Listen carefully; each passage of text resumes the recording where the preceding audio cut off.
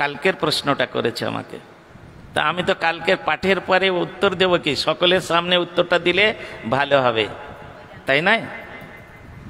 তা সেই জন্য হাত তুলে হরিনাম করলে কি হয় সেটা খুব সুন্দর একটা সাধারণ একটা দৃষ্টান্ত দিয়ে বোঝানো হয়েছে। আপনারা শিলিগুড়ি শহরে থাকেন, তাই নয়? শিলিগুড়ি শহরটা মেগা সিটি শহর নয়। যে সমস্ত মেগা সিটি শহর আছে, যেমন কলকাতা, হ্যাঁ, দিল্লি, বম্বে, চেন্নাই, এগুলো হচ্ছে মেগা সিটি শহর। এখানে যদি কোনো সময় 144 ধারা জারি করা হয়, কারফিউ লাগে, তাহলে নির্দিষ্ট একটা টাইম থাকে, এই সময়টার মধ্যে বাড়ি থেকে বেরোতে পারবেন, তারপরে বেরোলে তাকে, মিলিটারিরা রাস্তায় রয়েছে, অকারণে বাড়ি থেকে বেরোলে তাকে কৈফিয়ত দিতে হবে, যদি উল্টো পাল্টা করে তাকে শুটিং করে দেওয়া হয়। এ পাওয়ার মিলিটারিদের দেওয়া থাকে। এখন বাড়িতে কি করবেন, যে সময়টা বাড়ির বাইরে বেরোনো নিষেধ, সেই সময় তার বাবার বা তার মায়ের, তার আত্মীয় স্বজনের এমন শরীর খারাপ করেছে যে এই মুহূর্তে হাসপাতালে না নিয়ে গেলে বা ডাক্তারখানায় না নিয়ে গেলে হয়তো সে মারা যাবে, সেই মুহূর্তে সে কি করবে? তখন সে বাড়ি থেকে অবশ্যই বেরোবেন। কিরকম যাবে? হাত উঠিয়ে যেতে হবে। কেন? আমি বিপদে পড়েছি,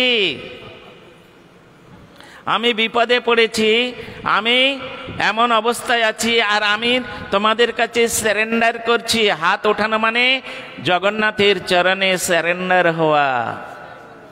হ্যাঁ, জগন্নাথের চরণে সারেন্ডার হয়ে আমরা যে মায়ার জগতে পড়ে হাবুডুবু খাচ্ছি, মায়ার কষাঘাতে নিরন্তর জর্জরিত হচ্ছি, এই মায়ার কষাঘাত থেকে যাতে জগন্নাথ দেব আমাকে উদ্ধার করে, তাই হাত উঠিয়ে একবার জগন্নাথের চরণে আমরা সমর্পিত হতে চাই। হে জগন্নাথ, আমি বড় বিপদে পড়েছি,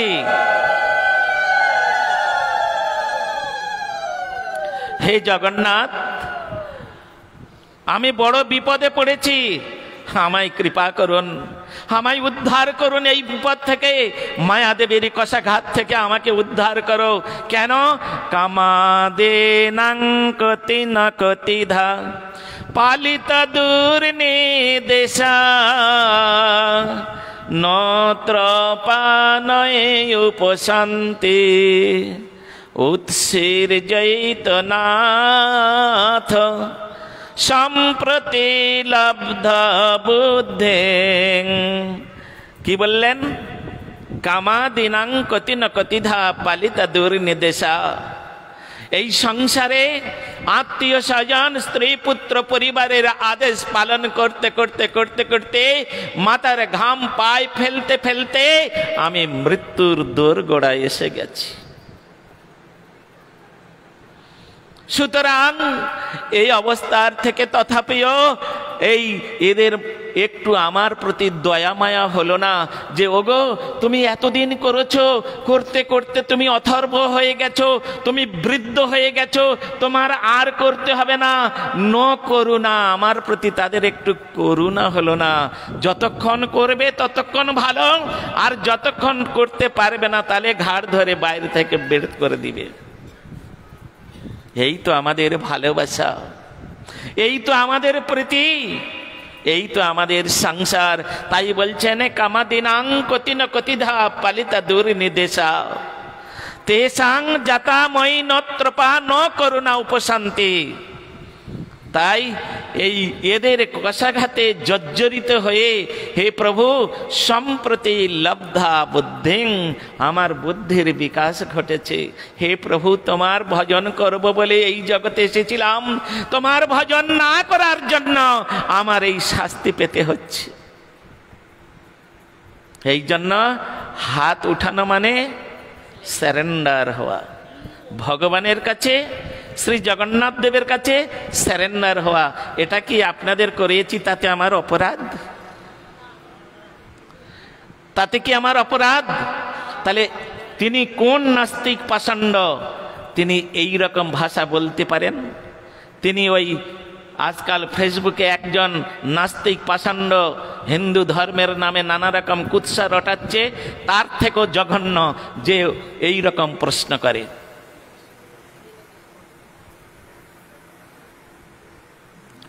হরিনাম করব হাত তুলে করতে হবে কেন? এটা কিরকম ধরনের প্রশ্ন? তুমি হিন্দু না তুমি মুসলমান না তুমি খ্রিস্টান? যদি আমি প্রশ্ন করি কি উত্তর দেবেন তিনি? যদি এই সভায় তিনি থাকেন তাহলে তিনি বুঝতে পারবেন। আবার হাতে তালি দিয়ে কীর্তন করতে বলা হচ্ছে, এটা তো আমার কথা নয়, এটা তো আজ থেকে অনেক পূর্বে হাতে তালি দিয়ে কীর্তন করার কথা স্বয়ং চৈতন্য মহাপ্রভু তিনি বলে গেছেন। হাতে তালি দিয়ে কীর্তন করলে কি হয় জানেন? একটা গাছের মধ্যে কিছু পাখি বসে আছে, আর সেই গাছতলাটায় গিয়ে খুব রোদ, গরমে ঘর্মাক্ত কলেবার গাছের মধ্যে সেই ছায়াতে গিয়ে আপনি বসেছেন। এখন ওই পাখিগুলো গাছের মধ্যে বসে আছে, দেখছেন আপনার গায়ে ওরা নানা রকম ভাবে অত্যাচার করছে, তাদের মলত্যাগ করে দিচ্ছে। তখন আপনি পাখিগুলোকে কি করবেন? হ্যাঁ, হাতে তালিয়ে বিজাইয়ে এই যা যা যা যা, দুটো কাজ করতে হবে, মুখে শব্দ করতে হবে আর হাতে তালি দিতে হবে, পাখি উড়িয়ে দেওয়ার জন্য, তাড়িয়ে দেওয়ার জন্য, যাতে করে আমি একটু এই গাছের ছায়ায় সুষ্ঠুভাবে বসে একটু বিশ্রাম করতে পারি, তাই নয়? সেই রকম বাবা আমাদের এই দেহরূপ বৃক্ষ, এই দেহটা হচ্ছে বৃক্ষের সঙ্গে তুলনা করা হয়েছে। এই দেহরূপ বৃক্ষের মধ্যে 6টা পাখি বসে আছে।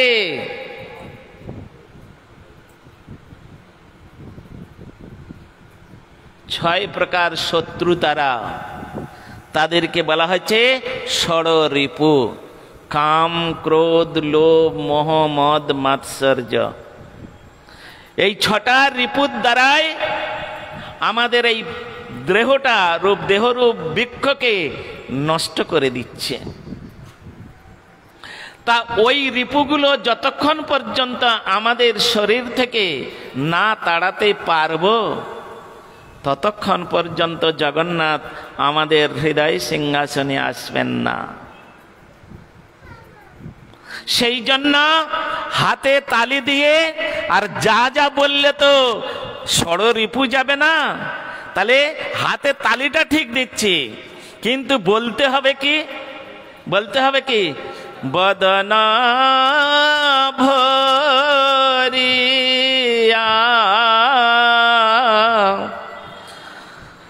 ওগো দুবাহু তুলিয়া মুখে বল হরি হরি।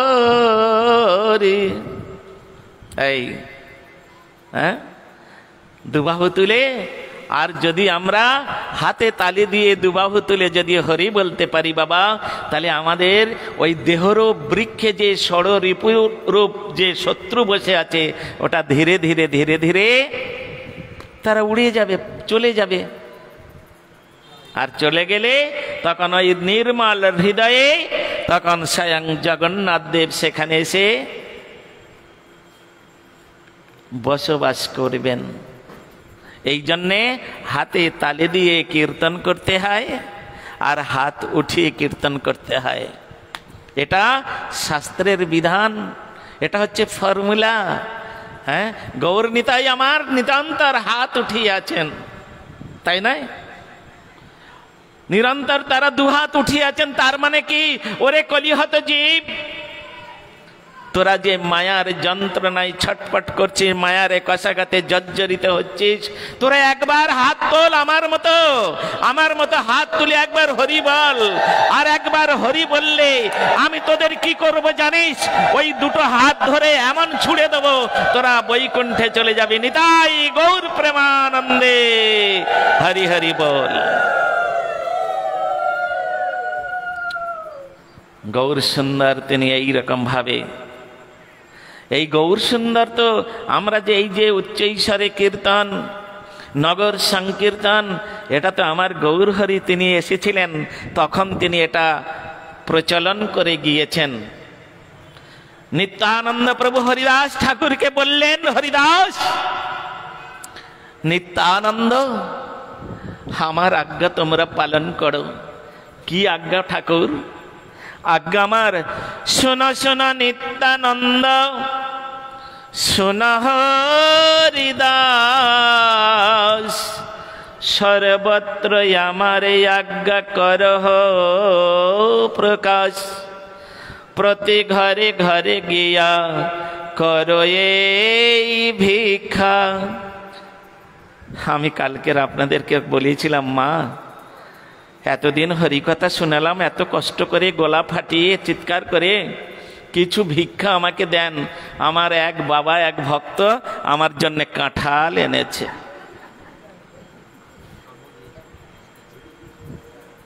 হ্যাঁ, কেউ আম দিয়েছে, কেউ এটা দিয়েছে, ভিক্ষা দিয়েছে। মহাপ্রভু হরিদাস ঠাকুর নিত্যানন্দ প্রভুকে বলেছিলেন কি, তোমরা যাও ভিক্ষায় যাও, আম নিয়ে এসো, কাঁঠাল নিয়ে এসো, টাকা পয়সা নিয়ে এসো, সোনাদানা নিয়ে এসো। হ্যাঁ, আমি তো গৃহস্থ নয়, আমার বউ সন্তান কেউ নাই, তা আমি কাঁঠালটা নিয়ে কি করব? জগন্নাথের প্রসাদ স্বরূপে যেটুকু আমার কাছে আসে ওটুকু আমি খেতে পারি না। হ্যাঁ, আমি কাঁঠাল আম এই সমস্ত নিয়ে কি করব? আমি তো এই ভিক্ষা আপনাদের কাছে আশা করি নাই। কেন? মহাপ্রভু বলেছেন, শোনো শোনো নিত্যানন্দ, শোনো হরিদাস, সর্বত্র আমার আজ্ঞা করহ প্রকাশ, প্রতি ঘরে ঘরে গিয়া করো এই ভিক্ষা। বলো কৃষ্ণ ভজ কৃষ্ণ, করো কৃষ্ণ শিক্ষা। ইহা বই আর না বলিবা বলাইবা, দিন অবসানে আসি আমারে কহিবা। তোমরা করিলে ভিক্ষা যেই না বলিব, তবে আমি চক্র হস্তে সবারে কাটিব। কি বললেন? আমার ওই চাল ডাল তরি তরকারি কাঁঠাল আমের দরকার নাই। কেন? ওগুলো এমনি এসে যাবে। ভিক্ষাটা কি? বলো কৃষ্ণ, ভজ কৃষ্ণ, লহ কৃষ্ণ শিক্ষা। এই ভিক্ষা তোমরা চাও, আর ভিক্ষা অন্য ভিক্ষা চেও না। তাই আমি আপনাদের কাছে ভিক্ষা স্বরূপে সেটাই নেব। আমাকে কথা দিতে হবে, আমরা সকলে জগন্নাথের সেবা করব, জগন্নাথের ভজন করব। নিতাই গৌর প্রমাণ, এটাই আমার ভিক্ষা।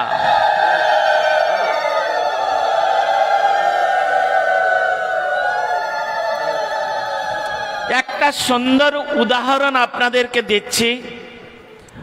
আজ অন্তিম দিবসে সুন্দর একটা উদাহরণ দিলে আপনারা বুঝতে পারবেন যে এই সমস্ত পার্থিব জগতের যে সমস্ত বস্তু, চাল ডাল তরি তরকারি রুটি ভাত মুড়ি যা কিছু আছে, এগুলো নশ্বর বস্তু।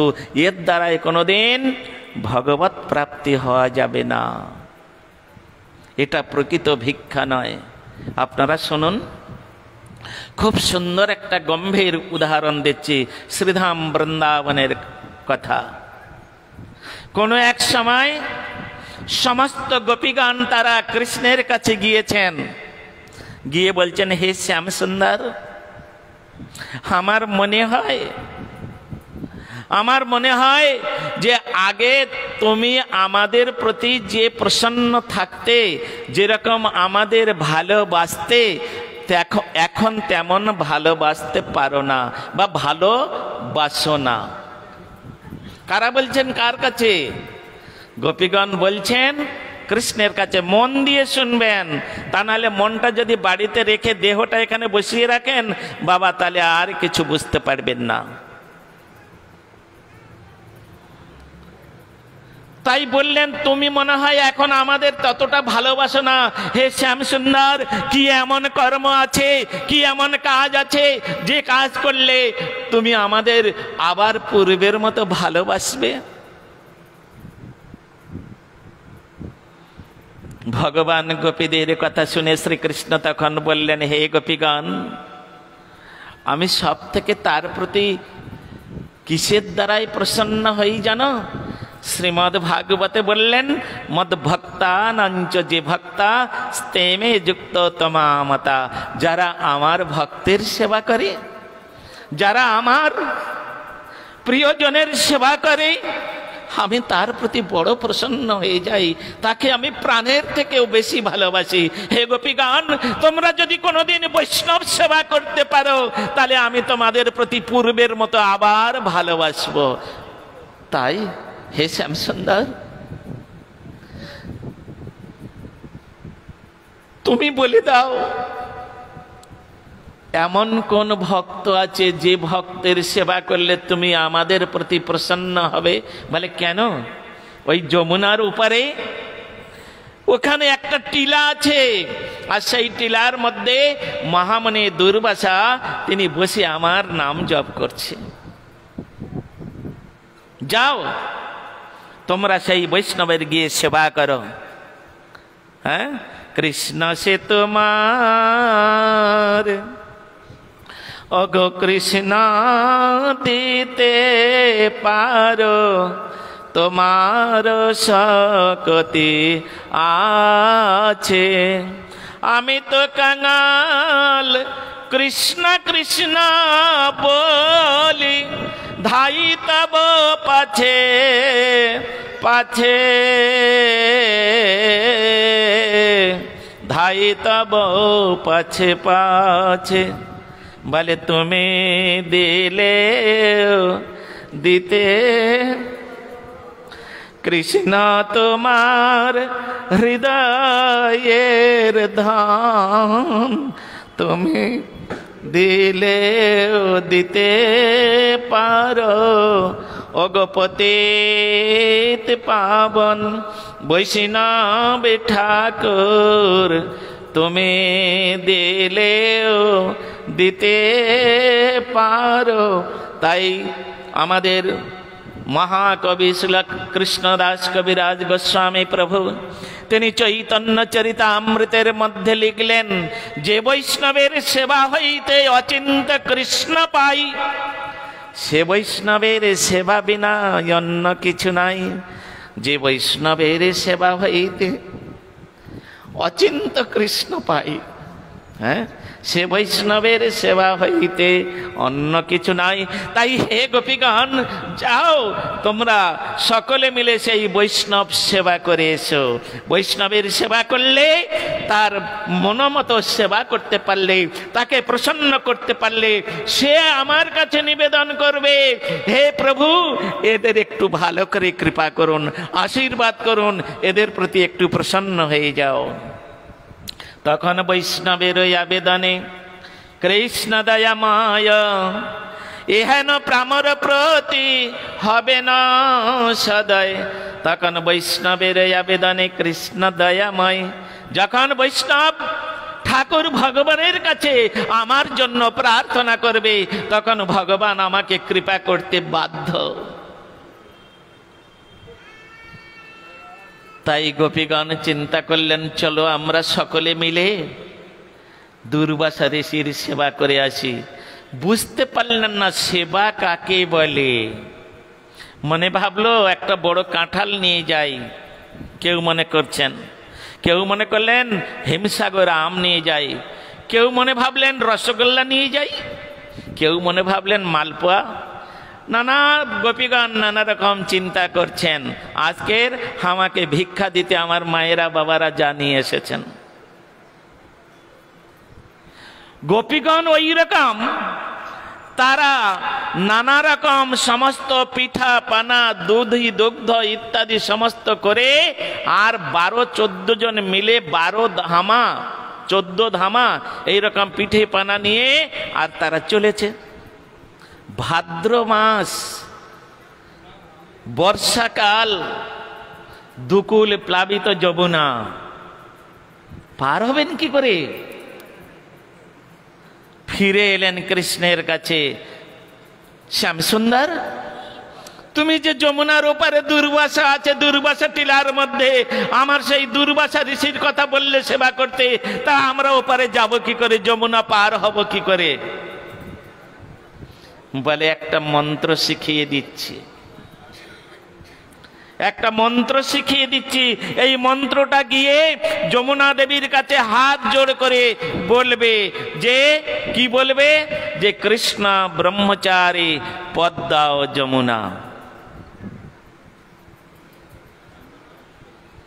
যখন এই রকম কৃষ্ণ বলেছেন, কৃষ্ণ ব্রহ্মচারী পদ্মা ও যমুনা, গোপীগণ একে অপরের দিকে তাকিয়ে তারা মুসকে মুসকে হাসতে আরম্ভ করলেন। হ্যাঁ, কিছুদিন আগে কৃষ্ণ আমাদেরকে নিয়ে রাসের স্থলিতে কত রকম ভাবে রাস করলেন, আর তিনি ব্রহ্মচারী হয়ে গেলেন। যাক যাক, চেপে যাও চেপে যাও চেপে যাও।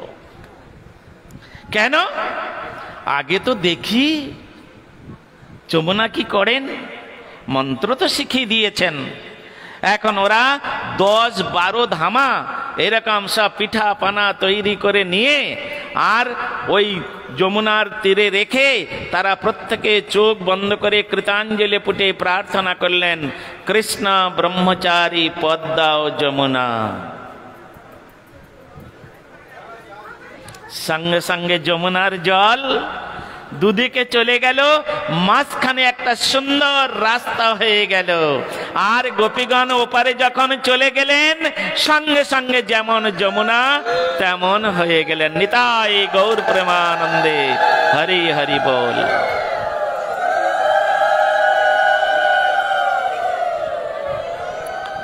ওপারে গিয়ে তারা হাঁটতে হাঁটতে দুর্বাসা ঋষির কাছে গিয়ে উপস্থিত হয়েছেন। দুর্বাসা ঋষি তখন তার এই রকম ভাবে তিনি কৃষ্ণ চিন্তায় মগ্ন হয়ে আছেন। গোপীগণ গিয়ে যখন তাকে প্রণাম করলেন, হে মনিবার, আমরা কৃষ্ণ কর্তৃক আদিষ্ট হয়ে তোমার সেবার জন্য এসে উপস্থিত হয়েছি। আমরা তোমার সেবার উপকরণ এনেছি। হে বৈষ্ণব ঠাকুর, এই সমস্ত বস্তুগুলো আপনি গ্রহণ করে আমাদের প্রতি প্রসন্ন হয়ে যাও। আমাদের প্রতি হ্যাঁ, গুরু কি বললেন? গুরু মন্ত্র সার করো এইবার, ব্রজেতে হইবে বাস। তোমার তমগুণ যাবে, সত্য গুণ পাবে, হইবে কৃষ্ণের দাস, হইবে কৃষ্ণের দাস। তাই সেই দুর্বাসা ঋষি তিনি ধীরে ধীরে তার চক্ষু উন্মোচন করলেন, করে দেখলেন অপরূপ সুন্দরী সমস্ত গোপীগণ তারা নানা রকম ভাবে বেশভূষায় বিভূষিত হয়ে আর ওই রকম সমস্ত 14-15 ধামা সমস্ত পিঠা পানা দধি দুগ্ধ ছানা এনে উপস্থিত। অনেক দিন দুর্বাসা ঋষির খাওয়া হয় নাই, অনেক দিন ধরে ওই রকম তিনি চক্ষু মুদ্রিত করে ভগবানের চিন্তায় মগ্ন হয়ে আছেন। তাই আজকের তিনি এই সমস্ত খাবারগুলো দেখে টপাটপ টপাটপ করে একেবারে নিমিষের মধ্যে 10-12 ধামা জিনিস শেষ। হরে কৃষ্ণ। মায়েরা একটু এগিয়ে এগিয়ে এসে বসুন। হ্যাঁ, ভক্তরা ঠিক আছে, হরে কৃষ্ণ, রাখো। তো এই প্রকারে 10-12 ধামা জিনিসে শুনুন মন দিয়ে, হরে কৃষ্ণ। আমি বলেছি এদিক ওদিক মন দিলে আর পাবেন না। সুতরাং সব খেয়ে নিয়েছে, যা নিয়ে গিয়েছিলেন অবশিষ্ট একটু প্রসাদও রাখেননি, সব খেয়ে নিয়েছেন। খেয়ে নিয়েছে, তখন তারা প্রণাম করে চলে আসবেন, প্রায় সন্ধ্যা হয়ে যাচ্ছে, চলে আসবেন। তখন চিন্তা করছেন, আরে আমরা যমুনা পার হব কি করে? আসার সময় তো কৃষ্ণ একটা মন্ত্র শিখিয়ে দিয়েছিলেন, সেই মন্ত্রটি বলে আমরা পার হয়ে এলাম, কিন্তু যাবার সময় আমরা পার হব কি করে সে মন্ত্র তো কৃষ্ণ আমাদের শিখান নাই। দুর্বাসা ঋষির কাছে হাত জোড় করে জিজ্ঞাসা করলেন, হে মনিবার, আমরা যমুনা পার হব কি করে? বলে, কেন? তোমরা যমুনা পার হয়ে এলে কি করে? বলে, কৃষ্ণ তো একটা মন্ত্র শিখিয়ে দিয়েছিলেন। কি মন্ত্র? কিছুই নয় এমন, কৃষ্ণ ব্রহ্মচারী পাদ দাও যমুনা। ও তাই নাকি? এই মন্ত্র বললে যমুনা পথ দিয়ে দিল? বলে, হ্যাঁ। তাহলে আমিও একটা মন্ত্র শিখিয়ে দিই। বলে, হ্যাঁ মনিবার, আপনি একটা মন্ত্র শিখান। তোমরা গিয়ে যমুনা দেবীর কাছে কৃতাঞ্জলি পুটে গলবস্ত্র হয়ে প্রার্থনা করবে, অনাহারী দুর্বাসা পদ দাও যমুনা। গোপীগণ চিন্তা করছেন, আমাদের সামনে 10-12 ধামা জিনিস হাওয়ার মতো উড়িয়ে দিল, হ্যাঁ, দিয়ে আর বলছে অনাহারে দুর্বাসা পদ দাও যমুনা। ঠিক আছে, দেখি তো যাই। যমুনা দেবীর কাছে গিয়ে যে যার ঝুড়িগুলো রেখে দিয়ে কৃতাঞ্জলি পুটে প্রার্থনা করছেন, অনাহারী দুর্বাসা হে যমুনা দেবী তুমি আমাদের পদ দাও।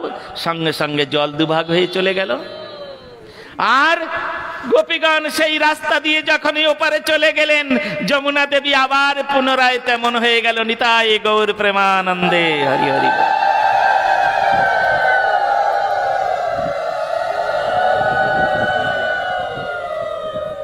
গোপীগণ ওপারে গিয়ে শ্যামসুন্দরের কাছে বলেছেন, বাহ, ভালো লীলা করতে পারো ঠাকুর তুমি। বলে, কেন? যে বৈষ্ণবের কাছে সেবা করতে পাঠালে, আহা, সে বৈষ্ণব না রাক্ষস? হ্যাঁ, আরে বৈষ্ণবের কোনোদিন এরকম ভাষা বলতে হয় নাকি? বলে, আমার সামনে আমরা 10-12 ধামা জিনিস নিয়ে গেলাম, আর নিয়ে গিয়ে সব খেয়ে নিয়ে আর সে মিথ্যা কথা বললো, অনাহারী দুর্বাসা পদ দাও যমুনা। আচ্ছা, তাই এই কথা বলেছে? বলে, হ্যাঁ। আচ্ছা, যমুনা তোমাদের পদ দিয়েছিল? বলে, হ্যাঁ। তাহলে যদি সে মিথ্যা কথা বলে, যমুনা তো পদ দিত না। হ্যাঁ, যদি সে মিথ্যা কথা বলতো তাহলে যমুনা তো পদ দিত না। যমুনা যখন পদ দিয়েছে সে সত্যি কথা বলেছে। বলে, এটা কি করে হয়? আর তুমি কিছুদিন আগে নিয়ে আমাদের কত রাসলীলা করলে, আর তুমি বললে আমি ব্রহ্মচারী। What is this? এটা কি? হ্যাঁ, তোমাকে বলতে হবে উনি অনাহারী হলেন কি করে, আর তুমি ব্রহ্মচারী হলে কি করে? তখন বললেন, এ প্রশ্নের উত্তর আমি দিব না, আমি দেব না। কালকে তোমরা আবার যাবে ওই দুর্বাসা ঋষির কাছে, ওই দুর্বাসা ঋষি তোমাদের উত্তর দিয়ে দেবে। সেদিন একবারে 25-30 জন মিলে আর প্রত্যেকের বাড়িতে ওই রকম সব সাজিয়ে নিয়ে আর ওই কৃষ্ণ ব্রহ্মচারী পদ দাও যমুনা বলে পার হয়ে গেলেন। গিয়ে সব টপ খাইয়ে তখন তারা বলছেন, হে মনিবার, একটা প্রশ্ন আপনার কাছে, একটা প্রশ্ন।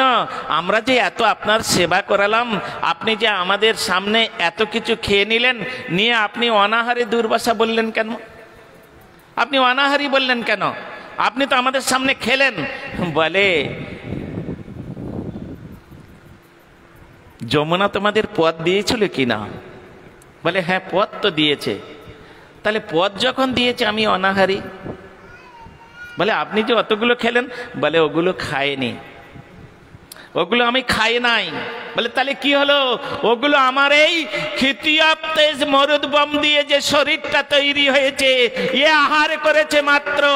আমি হচ্ছে ভগবানের অংশ, সেটা হচ্ছে আত্মা। গীতার মধ্যে বলেছেন মমই বংশ জীবলোকে জীবভূত সনাতন। সেই আমিটা হচ্ছে সনাতন বস্তু, সেই পার্থিব জগতের কোনো বস্তু গ্রহণ করে না। ডাল ভাত রুটি তরকারি ওটা তো শরীরের খাবার। এই শরীরটা তো পুড়ে ভস্মীভূত হয়ে যাবে কয়েকদিন পর, কিন্তু আমি যে তার বিনাশ নেই, তিনি হচ্ছেন ভগবানের অংশ। গীতার মধ্যে সুন্দর রূপে অর্জুনকে দিয়ে স্বয়ং ভগবান বলছেন মমই আত্মা জীবলোকে জীবভূত সনাতন। হে অর্জুন, সেই যে আত্মা কিরকম? সেই আত্মা হচ্ছে এমন একটা বস্তু, নৈনং শস্ত্রাণি দহতি পাবক, হ্যাঁ, নো চৈনং ক্লেদয়ন্তপ শোষয়তি নো মারুত। এইরকম একটা বস্তু। তিনি কি গ্রহণ করে? সেই আত্মা কি গ্রহণ করে? ভগবানের কথারূপ অমৃত। সেই অমৃত যদি তোমরা ভগবানের কথা কিছু যদি এসে আমাকে শোনাতে পারতে, ভগবানের রূপ গুণ লীলার কথা যদি আমাকে শোনাতে পারতেন, তাহলে আমি ওইটাই আহার করতাম। আমি যে বস্তু আত্মা, ওইটা ছাড়া আর কোনো গ্রহণ করে না কিছু। নিতাই গৌর প্রেমানন্দে। এইরকম ভাবে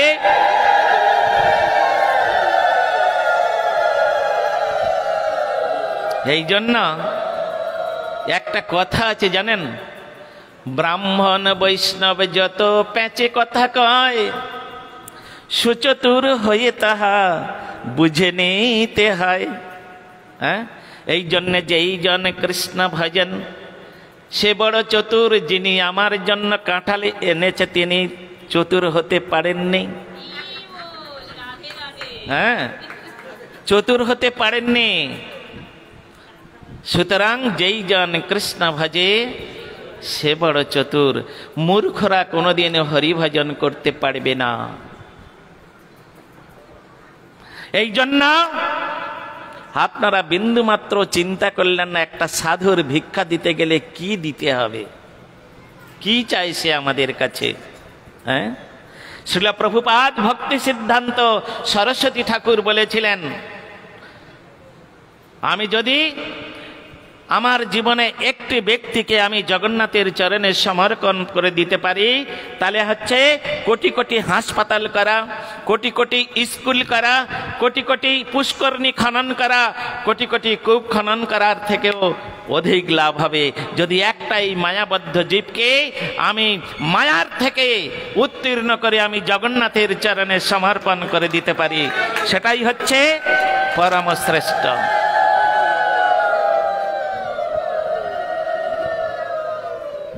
এই জন্য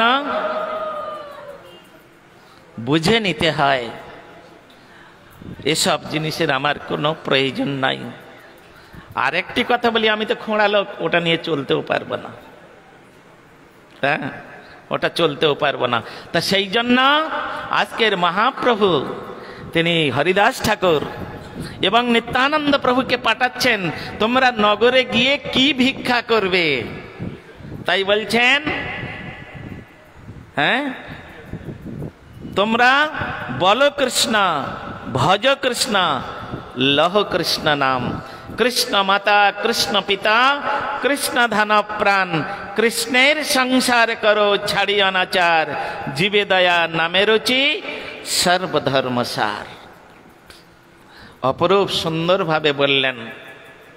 তাহলে সকলে আজকের থেকে সংকল্প করুন আমার জগন্নাথের সামনে যে আমরা প্রতিদিন হাতে তালি দিয়ে আর হাত উঠিয়ে হরিনাম করব। করবেন তো? যারা করবেন তারা হাত উঠান।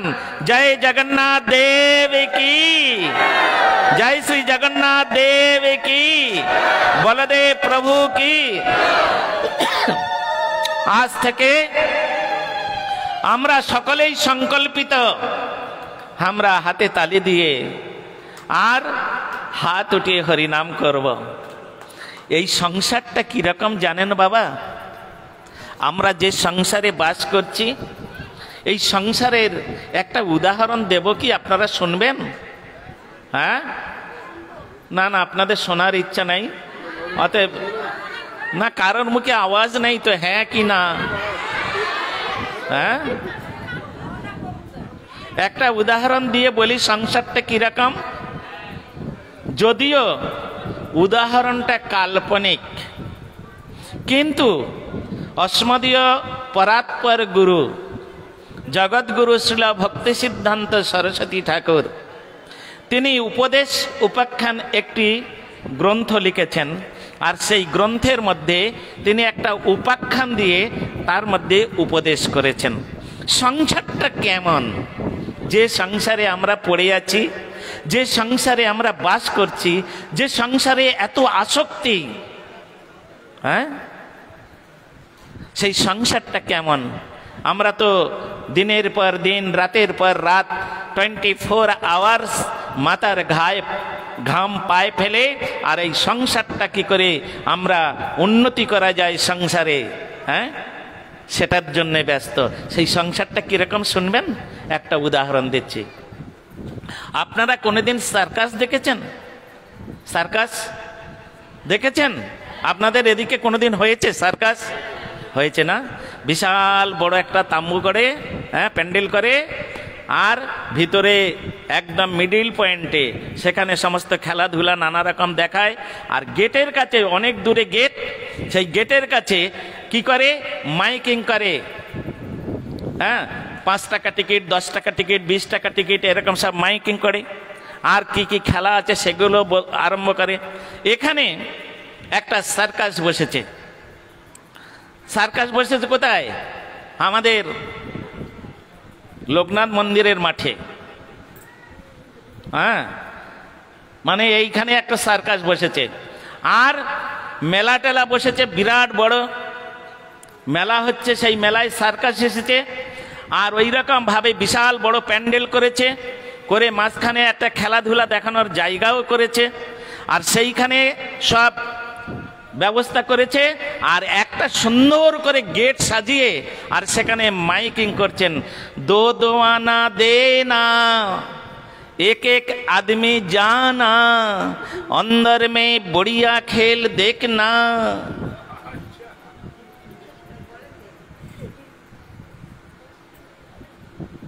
কি গো, আপনারা সকলে হাসবেন না কাঁদবেন?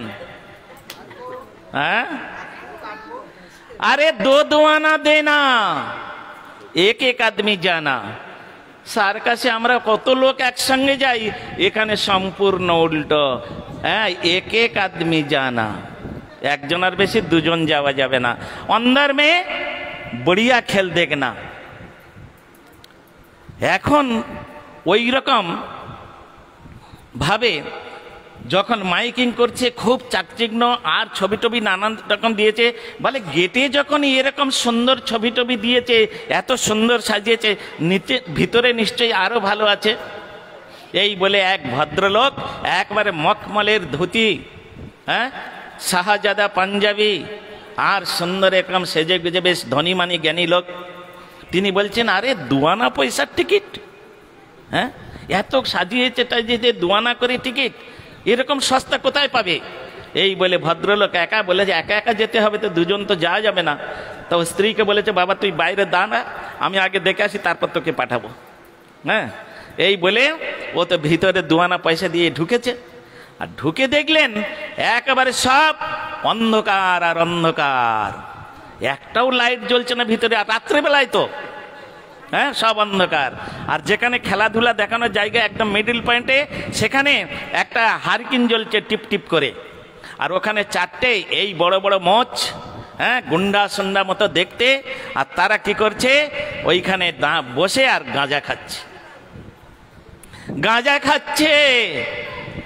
এই ভদ্রলোক টিকিট কেটে গিয়ে ওর বলছে না, এ ভাইয়া, আরে क्या बात है, खेल कहाँ है खेल? अरे 2 आना पैसा टिकट लेकर मैं आया खेल देखने के लिए, खेल देखाओ। তখন ওই ওর মধ্যে একটা গুন্ডা সুন্না মোটা সোটা লোক বলছে, এই साले देखो ये आदमी खेल देखने के लिए आए हैं, इसको अच्छा तरह खेल देखलाई दो। হ্যাঁ, এই বলে কি করেছে, দুজন উঠেছে। দুজন উঠে আর ওইখানে একটা মালসার মধ্যে না কিছু বালি আর কাঁকর ছিল, ওই কাঁকর আর বালি এরকম করে নিয়ে, হ্যাঁ, হাতে করে নিয়ে আর ওই ভদ্রলোকের কানটা ধরেছে, ধরে এরকম ভালো করে মজলাচ্ছে একেবারে, হ্যাঁ, এরকম ভালো করে মজলাচ্ছে। আর মজলাতে মজলাতে বলে, साले 100 रुपया चावल का भाव है, 200 रुपया सरसों तेल के भाव है, 2 आना पैसा देके तुम खेल देखने के लिए आया? देखो 2 आना पैसा का खेल ये सबसे बड़ो खेल है। হ্যাঁ, এই বলে টানতে টানতে পিছনে একটা গেট ছিল, এই যেমন এদিকে মেন গেট ওদিকে কোয়ার্ড গেট আছে দেখছেন, হ্যাঁ, ওই পিছনের গেট থেকে বের করে দিয়ে বলছে, যা সালা ইধার সে নিকাল যা, কিসি কো মত কাহানা। ও তো ভদ্রলোক, ও কি করেছে এখন, কানটা এত মলেছে, জ্বালা করছে, এরকম ঘষছে আর হাত বুলাচ্ছে, আর মনে করলেন 2 আনা পয়সা দিয়ে কানমলা খেলাম, এটা কাকে বলবো? হ্যাঁ, 2 আনা পয়সা দিয়ে কানমলা খেয়েছি, এটা কাউকে বলা যাবে না। স্ত্রীকে নিয়ে বাবা বাড়িতে পালাতে পারলে বাঁচি, ये কিরকম খেল, ऐसा खेल मैंने कभी नहीं देखा। যেই গেটের বাইরে বেরিয়েছেন সঙ্গে সঙ্গে আরো সমস্ত ভদ্রলোক আছে, তারপর আর দাদা খেলা কেমন দেখলেন? বলে भैया ऐसा खेल मैंने कभी नहीं देखा। তাই নাকি? এই বলে আরেকজন ভদ্রলোক ও কি করেছে, ও চিন্তা করছে, যে বেরিয়ে গেল কানমলা খেয়ে, ও চিন্তা করলে, আরে 2 আনা পয়সা দিয়ে কানমলা খেলাম, ভিতরে গিয়ে এটা কারোর কাছে বলা যায় নাকি? বাবা নিজের সম্মান নিজে নিয়ে বাড়িতে পালাই ভালো হবে। এই বলে তো ও চলে গেছে। দ্বিতীয় লোক যখন ঢুকেছে তাকে এবারে কি করেছে, ওইখানে গিয়ে দেখলো, বল কই এত সুন্দর খেলা বললো, ऐसा खेल खेल मैंने कभी नहीं देखा। তা কোথায় গেল সে খেলা?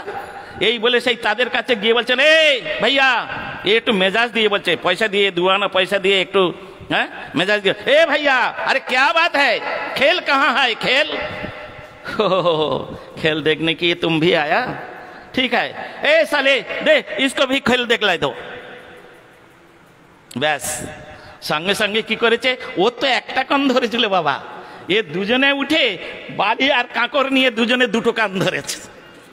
হ্যাঁ, 2টো কান ধরে আর আচ্ছা করে দোলতে দোলতে দোলতে তো একবার রক্তিমা বর্ণ করে দিয়েছে, দিয়ে আর টানতে টানতে ওই পিছনের গেটে নিয়ে গেছে, নিয়ে বলছে, যা সালা ইধার সে নিকাল যা, কিসি কো মত কাহানা। ও তখন চিন্তা করছে, সর্বনাশ, এই আগের লোকটাও কানমলা খেয়েছে ঠিক, আগের লোকটা কানমলা খেয়েছে, আমাকে বলেনি, আমিও কাউকে বলবো না, আমি চুপ তুমি চুপ। হ্যাঁ, এই বলে ওই মেলাতে যত লোক এসেছে সব 2 আনা পয়সা করে দিচ্ছে, টিকিট কাটছে, কানমলা খেয়ে বেরিয়ে যাচ্ছে, কেউ কাউকে কিছু বলছে না। সংসারটা এই রকম,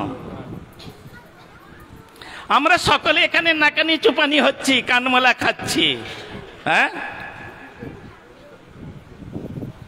তুলসীদাসজি বলেছেন সংসারটা কেমন জানেন? সংসার অয়ম অতীব বিচিত্র। আর সেই বিচিত্র সংসারে আমরা নিরন্তর কানমলা খাচ্ছি, निरंतर कानमला खाচ্ছি। दिन का महीने रात का बागिनी पलक पलक लहू चषे, ऐसा दुनिया बावरा होके घर घर बागिनी पशे। আমরা মত্ত হয়ে আছি, জানি না এখানে কি রস আছে। হ্যাঁ, সেই রসে আমরা একদম হাবুডুবু মনে ভাবছি। আমি তো বিয়ে থা করেছি, बेहा बेहा सब कई कहे, मेरा मन में यही भाई, चढ़ खटौली धो धो लेगड़ा जेल पर ले जाए। तुलसीदास जी তিনি চিত্রকূটে হরিনাম করতে বেরিয়েছেন সকালবেলায় করতাল বাজিয়ে, রঘুপতি রাঘব রাজা রাম পতিত পাবন সীতারাম। রঘুপতি রাঘব রাজা রাম পতিত পাবন সীতারাম। সীতারাম জয় রাজা রাম পতিত পাবন সীতারাম।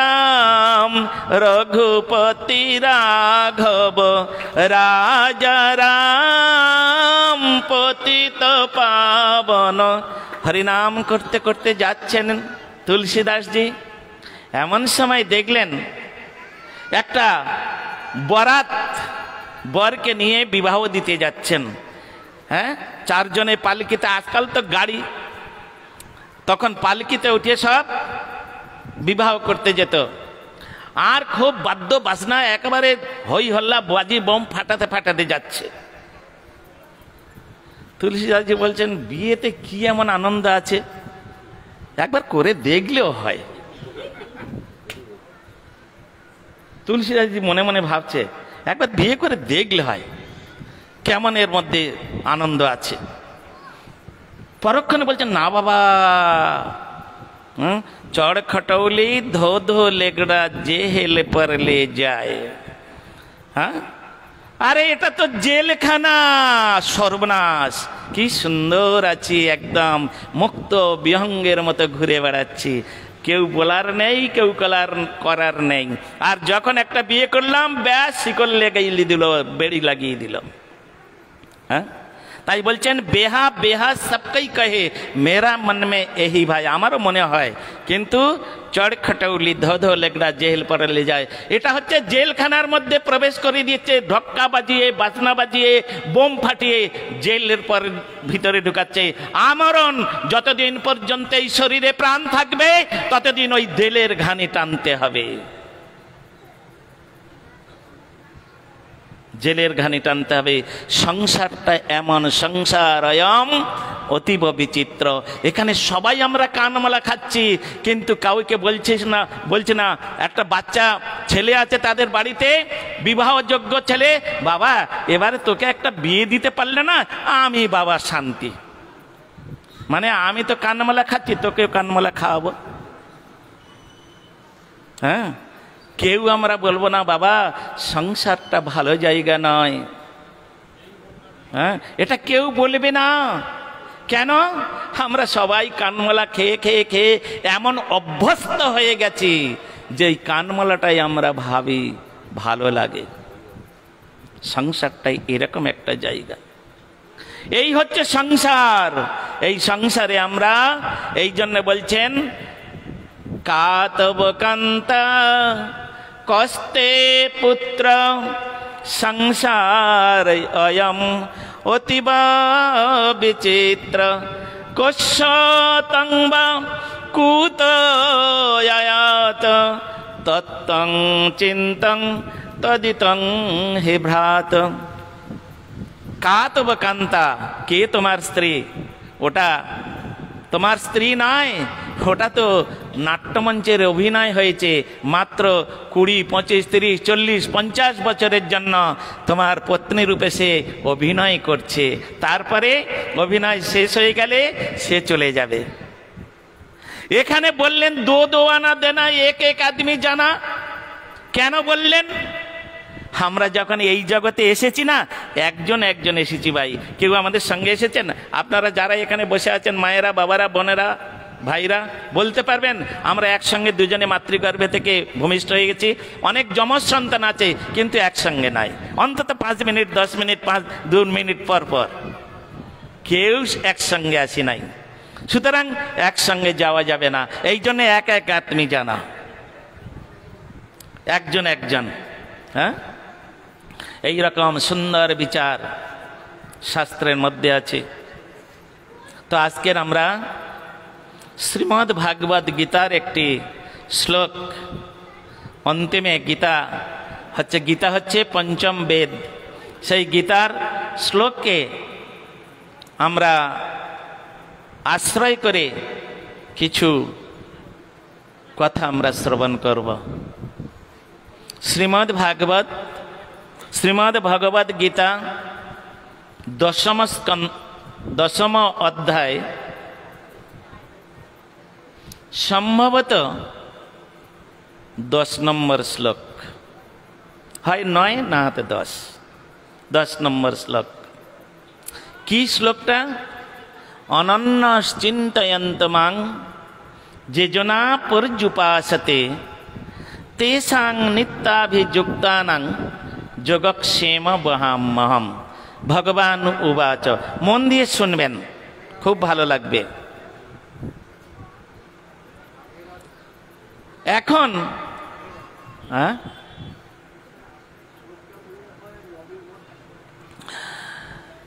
তা যাই হোক, এখন কথা হচ্ছে এই শ্লোকটা গীতার শ্লোক। আপনারা গীতা অন্বেষণ করে দেখবেন। অনন্য চিন্তয়ন্ত মাং যেজনা পর্যুপাসতে তেষাং নিত্যাভিযুক্তানাং যোগক্ষেম বহাম্যহম। অতএব এই গীতার উপরে অর্জুন মিশ্র নামে একজন ব্রাহ্মণ, তিনি প্রত্যহ একটি শ্লোকের টিকা লিখতেন। তিনি পণ্ডিত ব্যক্তি, তিনি পিএইচডি করেছেন, পিএইচডি করে সংস্কৃতে, আর তিনি প্রত্যহ একটি শ্লোকের টিকা লেখেন। গরিব লোক, ব্রাহ্মণী ছাড়া বাড়িতে কেউ নাই, কোনো পুত্র সন্তান ভগবানের কাছে প্রার্থনা করেননি, আর ভগবানও দেননি। প্রতিদিন ভিক্ষাজীবী, ভিক্ষা থেকে নিয়ে আসলে তবে উনুনে হাঁড়ি উঠত, ভিক্ষা না করলে উপবাস থাকতে হতো। কিন্তু গীতার টিকা লেখা কোনোদিন বন্ধ হতো না। প্রতিদিন সকালে উঠে স্নান টান করে দিয়ে আর ঠাকুর ঘরে গিয়ে ঠাকুরের পূজা টুজা করে যা কিছু করার, পূজা অর্চন যা কিছু করার করে দিয়ে আর তিনি গীতার টিকা লিখতেন। আর টিকা লিখতে লিখতে লিখতে লিখতে বাবা আজকের ওই শ্লোকটা এসে উপস্থিত হয়েছে। অনন্য চিন্তয়ন্ত মাং যেজনা পর্যুপাসতে তেষাং নিত্যাভিযুক্তানাং যোগক্ষেম বহাম্যহম। শ্লোকটার অর্থ হচ্ছে এই, অনন্যভাবে যে আমার চিন্তা করে তার সমস্ত আহার আমি নিজে মাথায় করে তার বাড়িতে বয়ে দিয়ে আসি। যে আমায় ভজে জইছে, ভাগবতে বলছেন, তারে ভজি তৈছে। যদি কেউ এইরকম আমার ভজন করেন তাহলে আমি তার সমস্ত প্রকার যত কিছু দরকার হয় আমি বাড়িতে বয়ে দিয়ে আসি মাথায় করে। অর্জুন মিশ্র বললেন, না না না না, এটা কি করে হয়? আমরা হচ্ছে ভগবানের সেবক, আমরা তার সেবা করব। আমরা ভিক্ষা করে হোক, চেয়ে চিনতে হোক, যে কোনো প্রকারে হোক, আমি প্রভুর সেবা করব। প্রভু কেন আমার জন্য কষ্ট করবেন? এটা কোনোদিন হতে পারে না। এই বলে তিনি ওই শ্লোকটার নিচে একটা লাল কালির দাগ দিয়ে একটু মনটা ক্ষুণ্ণ হয়েছে, বিরক্ত ভাব হয়েছে, এটা তো মেনে নিতে পারছি না, রেখে দিয়ে ব্রাহ্মণীকে বললেন, ব্রাহ্মণী ভিক্ষার ঝুলিটা একবার আমাকে দাও, একটু ভিক্ষা করে আসি, তা না হলে তো আজকের গিরিধারীর ভোগ লাগবে না, গিরিধারীর ভোগ লাগবে না, তাই দাও। মনটা কেমন একটু খারাপ খারাপ ভাব, একটু রাগান্বিত ভাব। ভিক্ষার ঝুলিটা দিলেন, লাঠিটা হাতে নিয়ে ভিক্ষায় বেরিয়ে গেলেন। কিন্তু ওহো বিষ্ণু মায়া, নিজের গ্রাম তন্ন তন্ন করে প্রত্যেকটা বাড়িতে গেলেন। সকলে বললেন, ঠাকুর মশাই আজকের আমাদের বড়ই বাড়ন্ত, আগামীকাল আসবেন, ডবল ভিক্ষা দিয়ে দেব। নিজের গ্রামে যখন ভিক্ষা পেলেন না, চলে গেলেন ভিন গ্রামে, দূরে চলে গেলেন। আর এদিকে বৃন্দাবনে কৃষ্ণ আমার গোচারণ করছিলেন। দাউ ভাইয়াকে বললেন, ভাইয়া চলো যেতে হবে। কোথায়? আমার ভক্তের বিশ্বাস হচ্ছে না, গীতা যে আমার মুখান্নিসৃত বাণী, গীতা যে আমার দ্বিতীয় কলেবার, এটা আমার ভক্তের বিশ্বাস হচ্ছে না। আমি আমার ভক্তের যে সংশয় ছেদন করে তাকে বিশ্বাস করিয়ে দেব যে আমি যেটা বলি সেটা ব্যভিচারী হয় না। ব্যভিচারী মানে মিথ্যা হয় না। তাই আজকের কৃষ্ণ এবং বলরাম দুজনে ছোট্ট ছোট্ট এইরকম বাচ্চা, এই বসে আছে আমার পাশে, হ্যাঁ, এইরকম দুটো বাচ্চা, একটা ধবল বর্ণের একটা কৃষ্ণ বর্ণের, অপরূপ সুন্দর দেখতে, বালক রূপ ধারণ করে, দাদা সঙ্গে তিলক, গলায় তুলসীর মালা, এইরকম অবস্থায় তারা দুটো ঝুড়ির মধ্যে এ টু জেড রান্না করতে গেলে যত প্রকার দ্রব্য লাগে, একটা সংসারে যত প্রকার দ্রব্য লাগে ঝুড়ির মধ্যে সব ভরেছে। ভরে দুজনে মাথায় করে নিয়ে আসছেন বৃন্দাবন থেকে। চলো, আমার ভক্তের বিশ্বাস হচ্ছে না, বিশ্বাস করে দিয়েছি। এদিকে ব্রাহ্মণ যখন ভিক্ষায় চলে গেছেন, উনি তখন কি করেছেন, ঠাকুর ঘরে বসে আর গুরুমন্ত্র জপ করছেন। হ্যাঁ, আর গুরুমন্ত্র জপ করতে করতে তিনি চিন্তা করছেন। কি চিন্তা করছেন? কবে কৃষ্ণ ধন পাব, ও গহিয়ার মাঝরে থব, আমি জুড়াইব তাপিত পরাণ, সাজাইয়া দেবহিয়া বসাইব প্রাণপ্রিয়া, নিরখিব সে চাঁদ বয়ান, কবে কৃষ্ণ ধন পাব, হিয়ার মাঝারে থব, জুড়াইব তাপিত পরাণ, সাজাইয়া দেবহিয়া বসাইব প্রাণপ্রিয়া, নিরখিব সে চাঁদ বয়ান। এই চিন্তা করছেন, ঝরঝর করে তিনি কান্নাকাটি করছেন, চোখ থেকে জল পড়ছেন, আর চিন্তা করছেন, হে ভগবান, কবে তোমায় আমি দর্শন পাব, কবে তোমার আমার এই হৃদয় সিংহাসনে তোমায় আমি স্থাপন করব, হে প্রভু তুমি আমাকে কৃপা করে বলে দাও। এই রকম চিন্তা করছেন, এমন সময় বাইরে থেকে আওয়াজ আসলো, ব্রাহ্মণী।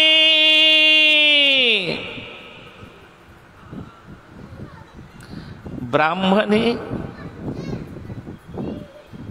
চিন্তা করছিলেন,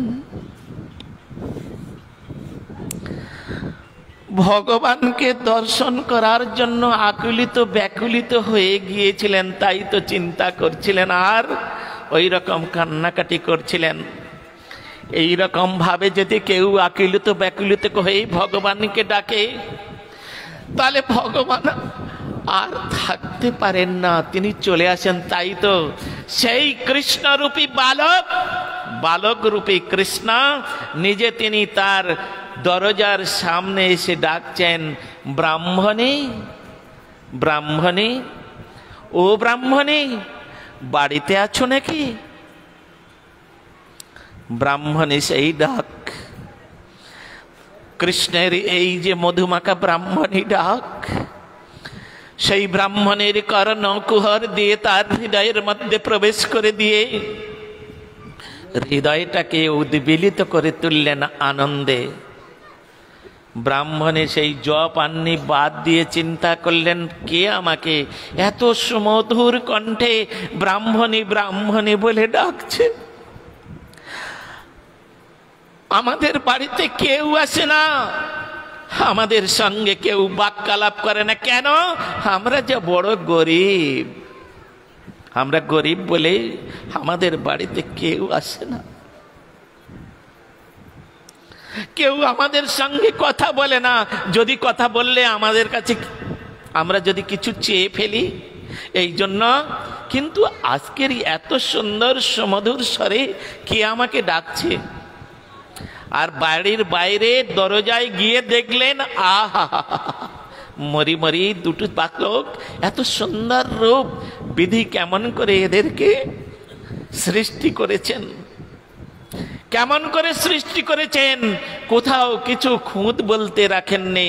অপরূপ সুন্দর, দেখিলে নয়ন হয় অচেতন, ঝরে প্রেমময় বাড়ি। এমন সুন্দর রূপ ব্রাহ্মণের জীবনে কোনোদিন দেখে নাই, কোনোদিন দেখা নাই। তাই অপলক নেত্রে সেই বালক দুটির দিকে তাকিয়ে তাকিয়ে চিন্তা করছেন, আমি যে প্রতিদিন গোবিন্দ সেবা করে, গোবিন্দের চরণে পুষ্পাঞ্জলি প্রদান করে আমি যে চিন্তা করি, হে ভগবান কবে তুমি আমায় দর্শন দিবে, কবে তুমি আমায় দর্শন দিবে হে ভগবান। আজ মনে হয় ভগবান আমার দুয়ারে এসেছেন, বুঝতে পারছি না ইনি কে। তাই তো তিনি অপলক নেত্রে যখন দর্শন করছিলেন, ভগবান বললেন, চিন্তা করলেন, না না, ব্রাহ্মণের হাতে ধরা দেওয়া যাবে না। তাই বললেন, কি গো কতক্ষণ এই বোঝা মাথায় নিয়ে থাকবো? আরে শীঘ্রই নাও, কে পাঠিয়েছে এগুলো? কেন তোমার ব্রাহ্মণ, তোমার ব্রাহ্মণ জানো কি নিষ্ঠুর? এই দেখো, এই দেখো, কৃষ্ণবর্ণের ছেলেটা জামাটা উঠিয়ে পিঠটা দেখালেন, সেই পিঠের মধ্যে একটা চাবুকের দাগ, লাল টকটক করে তার থেকে রক্ত ঝরছে। দেখে ব্রাহ্মণী অবাক হয়ে গেলেন, না না না না না, আমার ব্রাহ্মণ তো এত নিষ্ঠুর নয়, কোনদিন কারোর প্রাণে একটা জোর কথা বলে আঘাত দেয় না। আর তারা এমন সুন্দর বালকের পিঠে এমন ভাবে, ওই যে হাটে লাঠি ছিল, বেত্রাঘাত করেছে, আসুক আজকের বাড়িতে,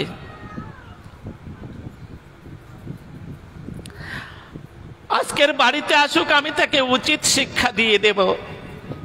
এই বলে ব্রাহ্মণী কি করেছে, তার নিজের শাড়ির অঞ্চলের দ্বারায় সেই রক্তটা মুছিয়ে দিলেন, দিয়ে আর বললেন, বাবা সেই ঝুড়ির সমস্ত জিনিসপত্রগুলো ঘরের মধ্যে নিয়ে যাচ্ছে, ঝুড়ি খালি হচ্ছে না। ওহো বিষ্ণু মায়া, ব্রাহ্মণী বুঝতে পারছে না ঘটনা কি ঘটে গেছে।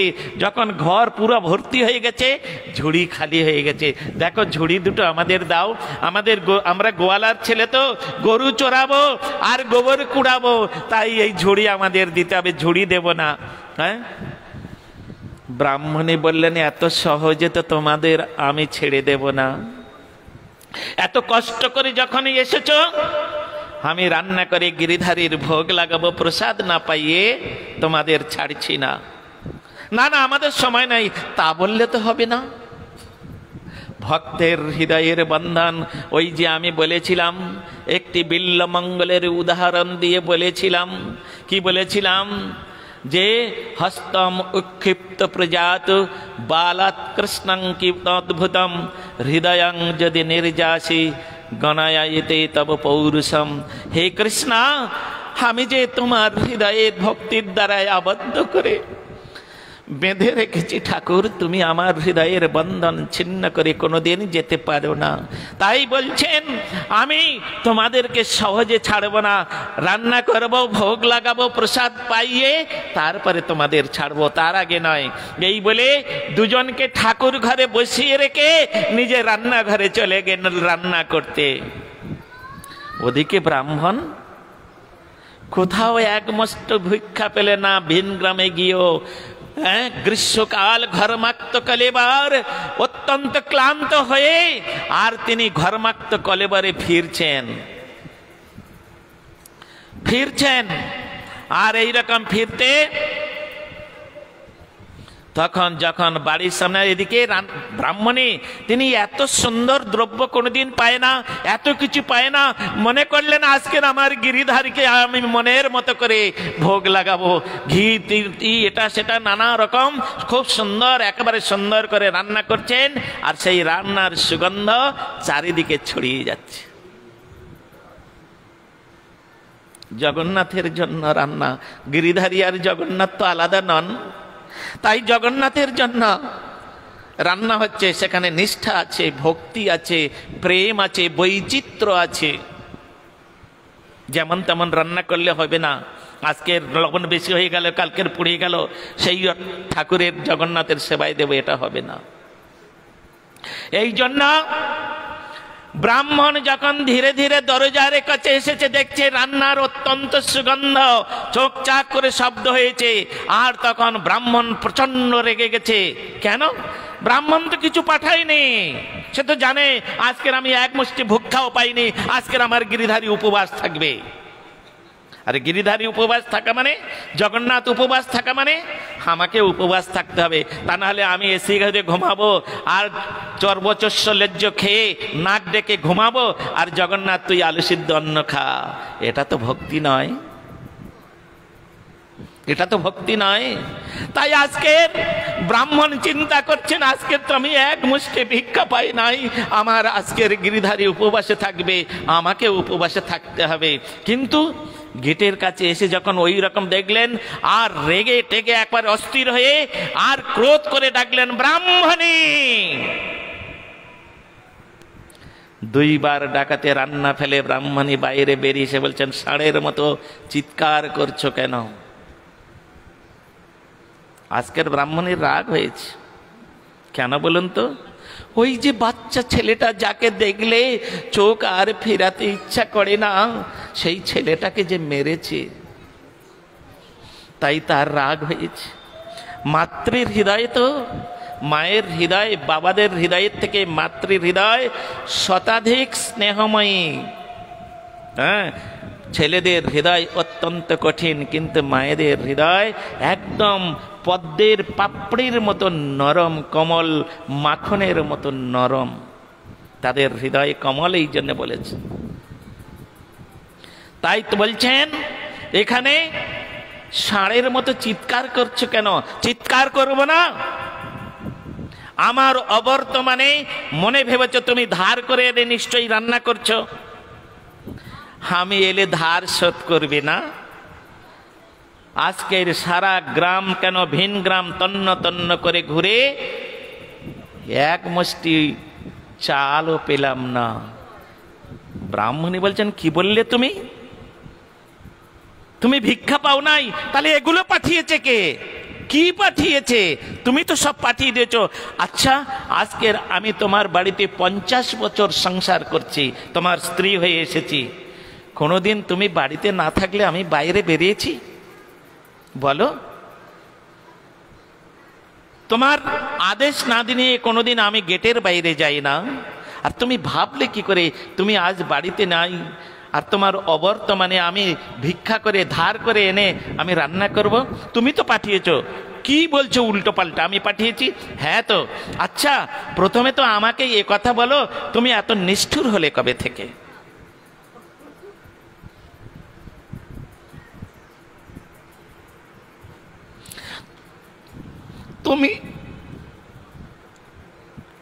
তুমি এত নিষ্ঠুর হলে কবে থেকে? বলে, কেন? আমি কি করেছি? কি করেছি? এই দেখো, নিজের শাড়ির অঞ্চলে মোচা সেই যে রক্তের দাগ দেখাচ্ছেন, দেখো। দুটো ছেলে, গরু চড়ানো ছেলে, তাদেরকে এমন ভাবে প্রহার করেছো, তাদের মাথায় দিয়ে এই বাচ্চা বাচ্চা ছেলে এত জিনিস আনতে পারে, এমন ভাবে প্রহার করতে হয়। দেখো দেখো। ব্রাহ্মণ বলছে, ব্রাহ্মণী, তোমার মাথা ঠিক আছে তো? তোমার মাথা ঠিক আছে? তুমি তো ঠিক আছো তো? বলে, আমি সব থেকে ঠিক আছি, তোমার মাথার গন্ডগোল হয়েছে। বলে, আমি তো কিছু বুঝতে পারি না, আমি কাকে মেরেছি? তুমি কি জানো না আমি কোনোদিন 7 দিন না খেয়ে থাকবো, তথাপিও কোনোদিন কারোর প্রাণে আঘাত দিয়ে কথা বলি না। আর তুমি ভাবলে কি করে আমি কাউকে মারবো? কোথায় সে ছেলে দুটো, কোথায় আছে? বলে, হ্যাঁ, আমি ঠাকুর ঘরে বসিয়ে রেখেছি, চলো দেখবে। চলো। ঠাকুর ঘরে গিয়ে দেখলেন ছেলে দুটো নাই। ছেলে দুটো নাই। তখন তাড়াতাড়ি করে ব্রাহ্মণ বললেন, ব্রাহ্মণী, তুমি তো 1 লোটা পানি নিয়ে আসো তো, মানে 1 ঘটি জল নিয়ে আসো তো। বলে, কেন? আমি একটু ঠাকুর ঘরে যাব ভিতরে। পাটা ধুয়ে বাইরে থেকে আসছে তো, পা ধুয়ে ঠাকুর ঘরে ঢুকতে হয়। সেখানে সেখানে ঢুকতে নাই, যখন তখন রাস্তায় গেলেও ঠাকুর ঘরে ঢোকার জন্য পা ধুয়ে ঢুকতে হয়, এটা শিষ্টাচার। পাটা ধুয়ে তিনি গিয়ে আর গীতা সেই যে লিখেছিলেন অনন্য চিন্তয়ন্ত মাং যেজনা পর্যুপাসতে, এই তেসাং নিত্যাভিযুক্তানাং, ওর নিচে কালির দাগ দিয়ে দিয়েছিলেন, রেড কালি, লাল কালির। হ্যাঁ, গীতা হচ্ছে ভগবানের দ্বিতীয় কলেবর। এখানে রেড কালির দাগ দেওয়া মানে ভগবানের অঙ্গে আঘাত করা, ভগবানের অঙ্গে। এই জন্য গীতাকে পূজা করতে হয় কেন? এটা আমাদের আরাধ্য বস্তু। গীতা সাধারণ জিনিস নয়, ভগবানের মুখান্নিঃসৃত বস্তু। এই গীতা দেখলেন সেই কালির দাগটা আর নেই, সেখানে লিখে দিয়ে গেলেন, হে অর্জুন মিশ্র, আমার কথায় তোমার বিশ্বাস হলো না, আবার আমি লিখে দিচ্ছি, যোগক্ষেম বহাম্যহম। গীতাটা বন্ধ করে দিয়ে ব্রাহ্মণীর কাছে এসে বললেন, ওগো ব্রাহ্মণী, জানো আজকের আমাদের বাড়িতে কারা এসেছিলেন? স্বয়ং কৃষ্ণ বলরাম। তুমি দেখেও চিনতে পারলে না ব্রাহ্মণী, তুমি দেখেও চিনতে পারলে না, স্বয়ং ভগবান এসেছিলেন। আমাদের এমন দুর্ভাগ্য যে আমরা তাকে দেখতে পেলাম না, চিনতে পারলাম না। কান্নাকাটি করছে, চোখের জল বিসর্জন দিয়ে তারা কান্নাকাটি করছেন। তখন ভগবান দৈববাণী করলেন, ব্রাহ্মণ ব্রাহ্মণী, তোমরা দুঃখ করো না, তোমরা আমার নাম করো, আমার ভজন করো, যেভাবে ভজন করছো ওইভাবে ভজন করতে করতে করতে করতে যখন তোমাদের অন্তিম অবস্থা আসবে, তখন তোমরা আমার সান্নিধ্য লাভ করবে, আমার সান্নিধ্য লাভ করবে। এই তো ভক্তের সঙ্গে ভগবানের মিলন, ভক্তের সঙ্গে ভগবানের ভালোবাসা। এই ভালোবাসা কোথায় হবে? এই জড় জগতে হবে? স্ত্রী পুত্র পরিবার আত্মীয় স্বজনের দ্বারাই হবে, সঙ্গে হবে? কখনো হবে না। যদি হতো তাহলে সঙ্গে যেত, বলবে না যাবার সময়, আমি যাচ্ছি, তুমি তো আমার অর্ধাঙ্গিনী, তুমি তো আমার স্বামী, চলো আমার সঙ্গে, কেউ বলবে না। হ্যাঁ, একমাত্র রাধা কৃষ্ণ প্রাণ মোর, যুগল কিশোর, জীবনে মরণে গতি আর নাহে মোর, জীবনে মরণে গতি আর নাহি মোর, রাধা কৃষ্ণ প্রাণ মোর, যুগল কিশোর, জীবনে মরণে গতি আর নাহি মোর। এইটাই যদি কোনো সাধক সাধিকা তিনি মনে করে রাধা গোবিন্দের চরণে, আমার জগন্নাথের চরণে তিনি আনকন্ডিশন ফুল সারেন্ডার হয়ে তাকে যদি ভজন করতে পারে, তারে অন্তিমে সেই জগন্নাথকে বা রাধা গোবিন্দকে তিনি লাভ করতে পারেননি। তাই গৌর প্রেমানন্দে হরি হরি বল।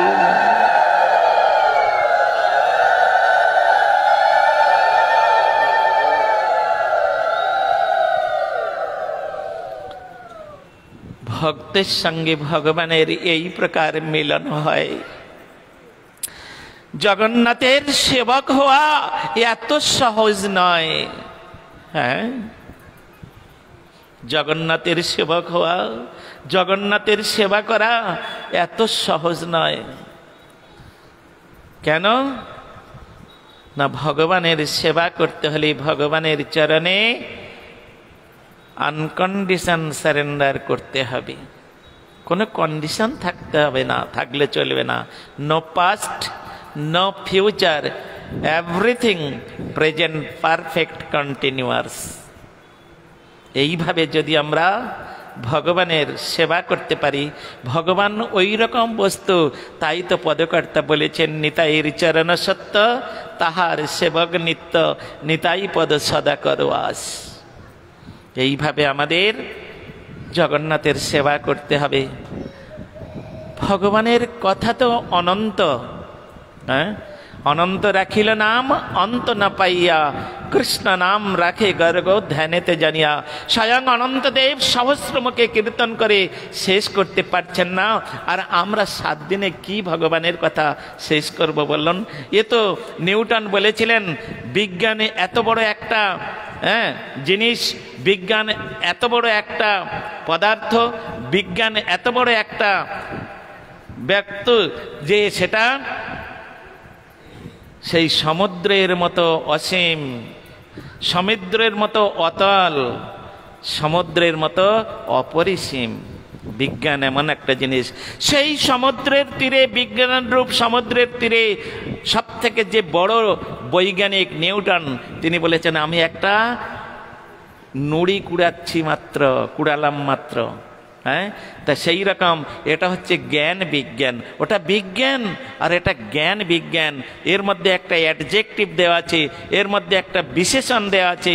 সুতরাং সেটা তো স্বয়ং অনন্তদেব বলছেন, ওটা তো নিউটন বলেছেন বিজ্ঞানের সম্বন্ধে, আর জ্ঞান বিজ্ঞানের সম্বন্ধে স্বয়ং অনন্তদেব তিনি বলছেন আমি সহস্রমুখে কীর্তন করেও আমি গোবিন্দের লীলার কীর্তন শেষ করতে পারলাম না, তাই তিনি নাম রেখে দিলেন অনন্ত। ভগবানের এক নাম অনন্ত। তাই এই সপ্তাহব্যাপী আমাদের লোকনাথ মন্দিরের কমিটির সদস্যবৃন্দ এই যে ভাগবত সপ্তাহের আয়োজন করেছেন, আমি জগন্নাথের চরণে পুনঃ পুনঃ আবার প্রার্থনা করছি তাদের মতিগতি হে জগন্নাথ এমন সুন্দরভাবে তৈরি করুন যেন তারা আপনার ভজন করে, আর এই প্রকার প্রতি বৎসর আপনাকে এনে তারা যেন আনন্দ করে, এই প্রার্থনা। সময় তো শেষ, বলুন কি করব? হ্যাঁ, আয়ু অতি অল্প দিন, ক্রমে তাহা হয় ক্ষীণ, সমনের নিকটে দর্শন। অর্থাৎ আনন্দের হাট ভেঙে গেল। 7 দিন ভাগবতের আজকের অন্তিম দিবস, আর এই অন্তিম দিবসে একটি কথা আমি বলতে চাচ্ছি। আমার এই 7 দিন হরিকথার মাধ্যমে আমি যদি কোনো প্রকারে আমি জ্ঞানত অজ্ঞানতভাবে যদি কোনো শ্রোতাদের হৃদয়ে কোনো রকমভাবে ব্যথা দিয়ে থাকি, আমার দুর্বাক্য হোক, আমার কুবাক্য হোক, আমার সুবাক্য হোক, আমার হরিকথামৃতের দ্বারাই হোক, যদি কেউ অন্তরে একটু ব্যথা পান, তাহলে আমি গলবস্ত্র কৃতাঞ্জলি পুটে সকলের কাছে ক্ষমা প্রাপ্তি। কেন? আমি অত্যন্ত অর্বাচীন মূর্খ, আমি দিনহীন, জ্ঞানে সকলে আমাকে ক্ষমা করবেন, এই আশীর্বাদ, এই উৎকণ্ঠা, এই উদ্দীপনা আপনাদের কাছে জানিয়ে আমি এবছরের মতো এখানে হরিকথার বিশ্রাম দিচ্ছি। যদি কমিটির সদস্যবৃন্দ পুনরায় আবার আমাকে আহ্বান করেন, বা যদি তাদের অন্তরের মধ্যে আমি যদি জাগরিত হয়ে থাকি, তাহলে তারা যদি জগন্নাথের সেবার জন্য আমাকে আহ্বান করেন, তো বলতে পারি না আমি আসব, এটা আমি বলতে পারি না। কেন জানেন? নিঃশ্বাসে নৈ বিশ্বাস কদারুদ্ধ ভবিষ্যতি, বিষমে দুর্গমে ব্যাপী কা চিন্তা মরণে রণে। কখন যে এই যে জীবনরূপ প্রদীপ নিভে যাবে কোনো গ্যারান্টি নাই। 7 দিন গ্যারান্টি পেয়েছিলেন পরীক্ষিত মহারাজ, কিন্তু আমার জীবনের এই 1 মুহূর্তকাল পর্যন্ত গ্যারান্টি নেই। কখন যে নিভে যাবে, কোন মুহূর্তে যে চলে যাবে কোনো ঠিক নাই।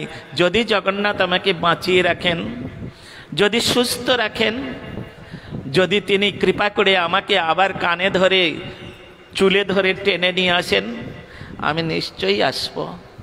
আর যদি তার ইচ্ছা না হয়, আমার শত ইচ্ছা আর কমিটির সদস্যদের শত ইচ্ছা থাকলেও আমার আশা হবে না।